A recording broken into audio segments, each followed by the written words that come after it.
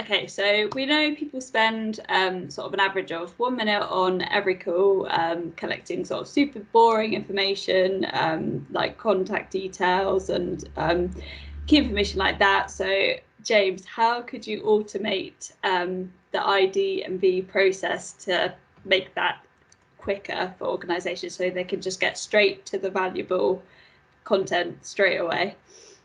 Okay, so there's a few easy ways that you can do it.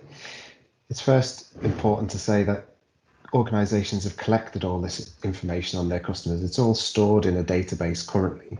So why should that not be exposed to the system so it can be automatically read and so customers can take themselves through a nice simple process.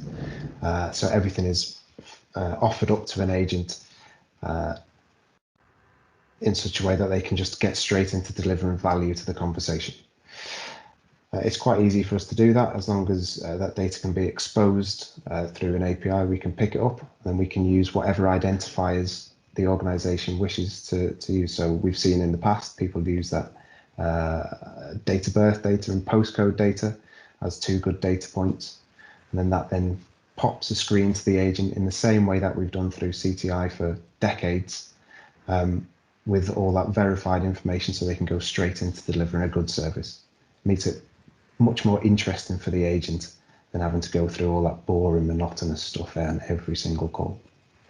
And I think with that as well, James, I think it's also looking at the design thinking of how people do communicate with you, because if someone's identified themselves, do they actually have to go through to an agent? So if I just want to find out what my account balance might be, or what my current address that is registered on my account is, or any of those details, again, any aspects that's stored on a database, you're able to, whether that is on the phone and going through, but also that digital journey. And in fact, on the digital journey, it's almost easier for someone to self-serve. So if someone wants to come in and say, I need to make a change to my address, for example, you should be able to do that through utilizing the APIs in with your CRM, having done the ID&V, kind of with a bot looking at, okay, what's your current address? Put that in. Does that match? Yes, it does.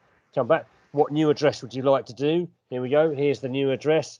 And then at the end of that, an email can be then sent back to that person to confirm that they have just changed their own address.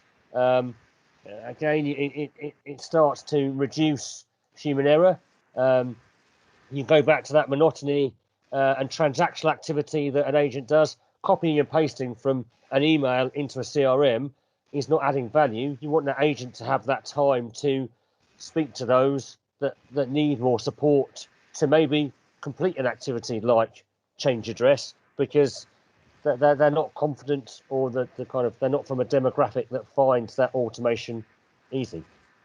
And from a productivity point of view, if we've got all that monotonous stuff done beforehand, then we can either look at it that average handle time is going to go down, the number of messages that need to be switched between the two parties can go down.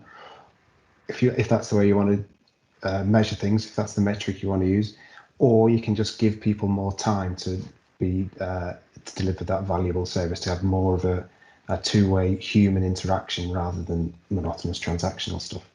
So yeah, productivity gains and gains in terms of net promoter scores and customer satisfaction, big ones that we can drive that way. Absolutely, and kind of with the final step being someone can then do it at their choice. So it can be 24/7 service then. So you don't have to have agents answering everything. If someone decides they want to change their address at 10 o'clock at night, they can. Obviously, if they get stuck, they can't get through to an agent, but then you can pick that up and pass that through to an agent. And if someone wants to they want to change their address, but then they need to speak to an agent about something in more detail, you've taken that X percentage of a communication time away. So rather than it might be being 15, 20, 30 messages for the conversation, it might now only be 6 to 10. Yeah, and as businesses become more data-led, it's going to be more important to be able to do stuff like that, isn't it? So definitely.